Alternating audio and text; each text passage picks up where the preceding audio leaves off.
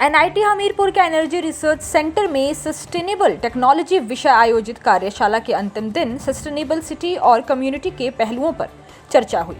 इस कार्यशाला में देश भर के प्रतिष्ठित संस्थानों के पीएचडी स्कॉलर और विषय विशेषज्ञ हिस्सा लिया।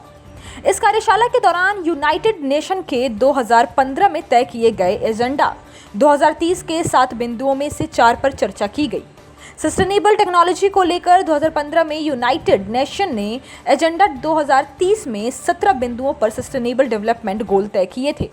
तय किए गए लक्ष्यों के मुताबिक सभी के लिए सस्ती, भरोसेमंद, टिकाऊ और आधुनिक ऊर्जा तक पहुंच सुनिश्चित करना और जलवायु परिवर्तन और इसके प्रभावों से निपटने के लिए तत्काल कार्रवाई करना है।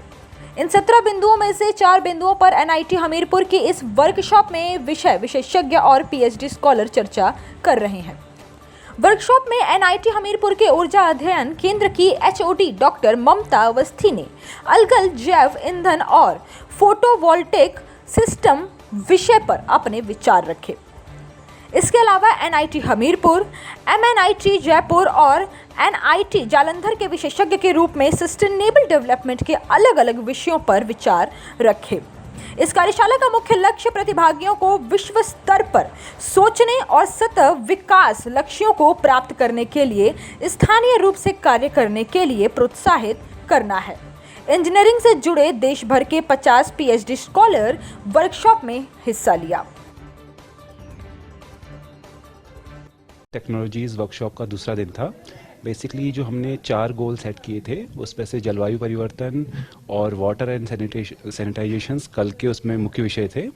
आज हमने 2 मुख्य बिंदुओं पर चर्चा करी। उसमें से जो पहला था वो था सस्टेनेबल सिटीज़ एंड कम्युनिटीज़।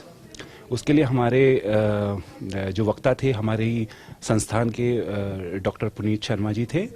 उन्होंने बेसिकली इस पूरे विषय पर बेसिकली वो सस्टेनेबल टेक्नोलॉजी उनका विषय है, तो उस संदर्भ में उन्होंने इस पूरे जानकारी को हमारे सामने रखा कि क्या ज़रूरी है इस पूरे सस्टेनेबिलिटी गोल्स के अंदर कि सस्टेनेबल सिटीज़ और ये जो हम लोग कम्युनिटीज़ कह रहे हैं किस मायने में सस्टेनेबल है, क्या क्या इनके इंफ्रास्ट्रक्चर हो सकता है, क्या भविष्य की संभावनाएं हो सकती है, उस पर उनका पूरा वो केंद्रित रहा। दूसरे पक्ष में जो था वो कार्बन उत्सर्जन और उसको घटाने के विषय में हमारा जो एक मुख्य बिंदु है, कैसे कार्बन अब मार्केट में ट्रेडेबल है, ये ट्रेडिंग कैसे हो रही है। अभी इससे पहले जो क्योटो प्रोटोकॉल्स था उस पर क्या प्रोविजंस थे, कैसे उसको हम लोग ट्रेड कर रहे थे कार्बन को, और अब भारत सरकार ने भी इस ओर एक कदम उठाया है जिसके तहत अब वो इस पूरे मुद्दे पर एक पार्लियामेंट में ऑलरेडी एक बिल है, पास हो चुका है वो।